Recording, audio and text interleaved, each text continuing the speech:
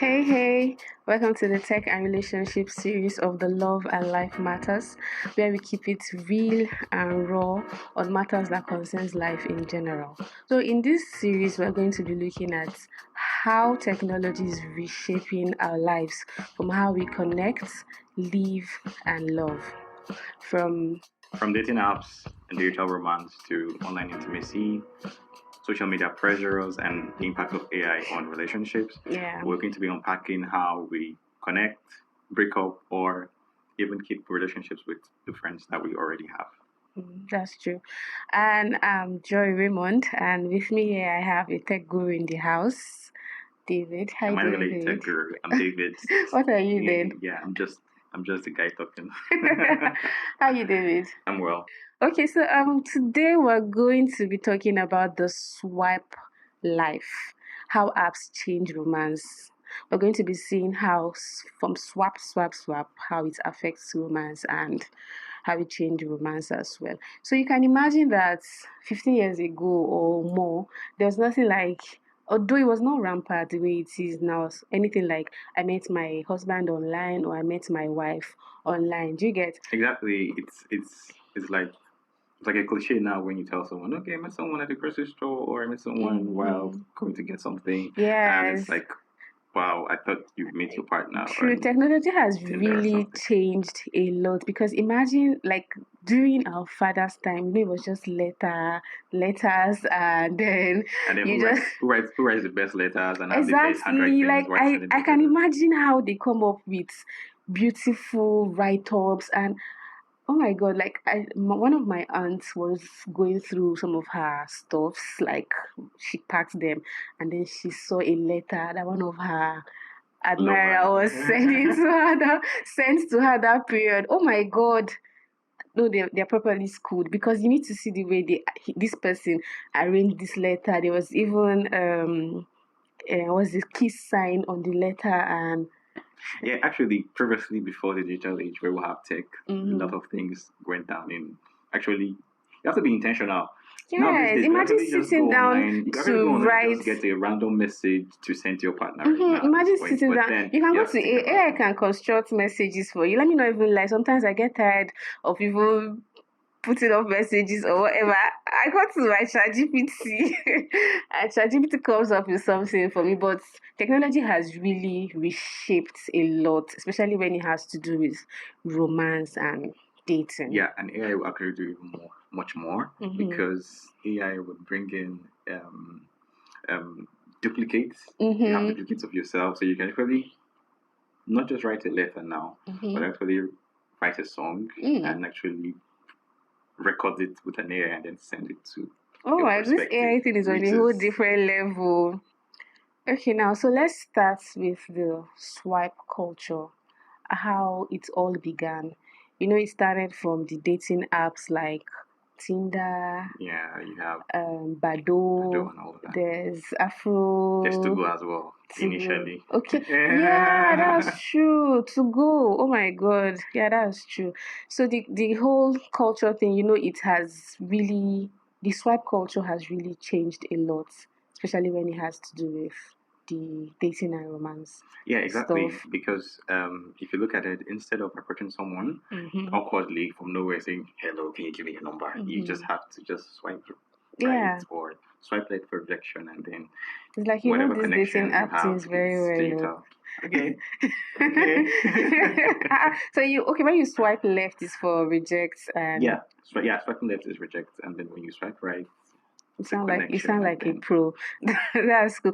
And then the another thing again about the dating apps is that it's like a marketplace where you see varieties of people putting their profile pictures, their workplace. Like it's like somebody literally advertising themselves. Like this is who I am. This is what I do. So you have options to pick from what you want or what you feel like you like. If you see a particular picture of a person that you feel like, I like this person or this person is fine for me, you can actually pick the person you... Yeah, you're right for calling it a marketplace because it's actually a marketplace for relationships actually.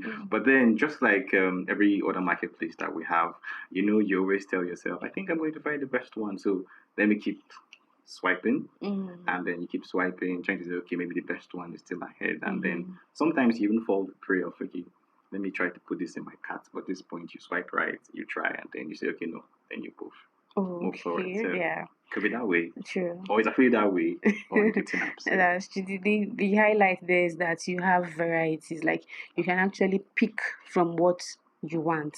And if you see something that is not, I don't want to do this, you can actually swipe left, right? Yes. So left is rejection. Yes, which is the upsides of using digital dating platforms. Yes, talking about the upsides of using digital apps, what are some of the upsides you can actually pinpoint? Well, for me, I think the upsides will be, I should say, confidence. Not everybody is confident enough to actually meet someone on the street and say, hello, can you give me a number? But then I think the digital romance culture is giving some people that are introverts confidence to actually meet profiles that they would like not meet on the regular day, and then after they build confidence digitally, they can now ask for physical meetup. So. And also, it also empowers women to make the first move.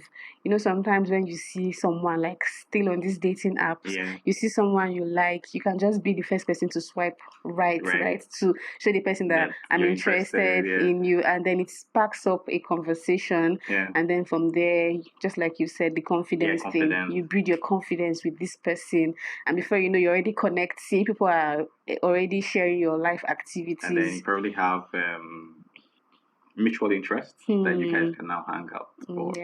And then that's when you move to the next level that you guys think or you guys suggest to meet physically. And so, you know, we've spoken about the upsides of dating apps. So it's cool, it's nice, it's all rosy, but we shouldn't leave out the place of the downsides. You get? Yes, I get the downsides. Downside would be ghosting, and I think a lot of people are actually guilty of that because you realize the conversation is not going anywhere, so you just ghost the person. Or not even the conversation. The conversation might be going out smoothly, but there are people that it's just their defense mechanism. It's their nature. They know how to ghost people. There are people that are scared naturally that when things are going smooth, things are fine for them, maybe because of they've had previous experiences with heartbreaks and all. They are scared that this person will come and mess me up. So they take the first move to ghosting, leave the person. Okay, so how about those that catfish? Those that catfish guys online, like putting up an impression or an impression of themselves that is not really what it is. Because like it is, it's a marketplace. It's also a place of auditioning whereby everybody's trying to put their best foot forward so they get matched or get a connection as fast as possible. But then it's just you trying to meet up with the pressures. Like we said, the digital space gives you that leverage, but then it also gives you that pressure if you get carried away. The digital space is a world on its own. It's a different world because we have people there that are living different lives. They live an entirely different life in the digital space and the physical world itself. We have people that are just out there to mess people up, mess up with their mental health, because there are people that they are fragile when it comes to emotions, and then they know how to connect with people easily, and the moment this person begins to detach from them, it toys with their mental health. There are people like that. Which now leads to frustration. So they're now frustrated, and then you just want to keep swiping to say, okay, who's the next person to match? It's aside frustration, it also leads to depression, and you now start hearing stories of suicide, story of somebody is already depressed. Somebody's already addicted, trying to do drugs or whatever just to get themselves away from that feeling, and you get right. Get So the downside, let's not also leave the place of danger out of it. We've heard stories.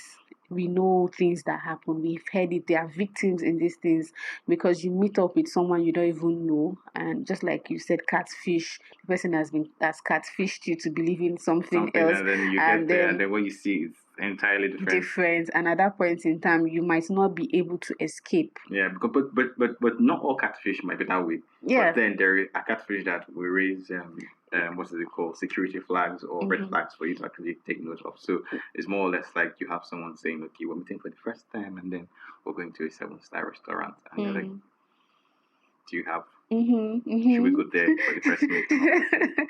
Let's leave that one for another day, but let's not miss out the place of the downsides of dating apps and all. So now let's talk about the future of these dating apps. Yeah. Right?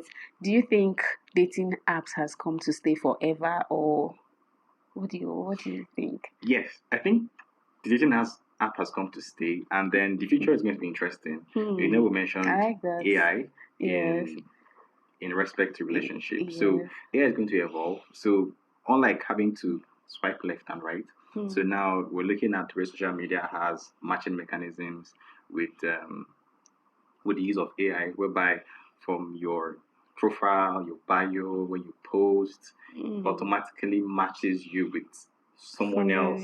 So I think it also takes out that swiping trauma, or if you get frustrated and all those stuff. So it will also help. It will also curb the security aspect of it, like when you say somebody is being catfished. So I think there should be a mechanism anyway to find irregular login activities and all those stuff. Yeah, and still speaking of this AI thing, now when you download an app, they'll be like, allow access to all activities on your phone. Yes, exactly. So you see, this AI has literally gone through your data. It has your data, right? And then it has the data of another person, and then it will check if, okay, these two people, they might be compatible. They should be compatible. Yes, and then now it's a match and all. This dating app thing was not so rampant, but right now we have lots of dating apps. Yes, and then they serve like a mirror. It's more or less like you're imagining something or you're having an activity, and probably the next time you're on it, you're seeing similarities or something related to it, and then it's matching with what you have in mind. It's just like when we search for an ad, for instance, and then we go online. Let's say we go to Facebook, for instance, after checking Google for chocolate, and then you're seeing chocolate. So same thing would be implemented when it comes to dating. So when probably you're having a discussion or a call with someone on Tinder, and then, well, that's a sort of privacy issue, but then there might be a way to actually find how to connect dots of saying, okay, these are your interests, and then this interest should lead to make you connect to the next person or this person you're suggesting. True, that's true.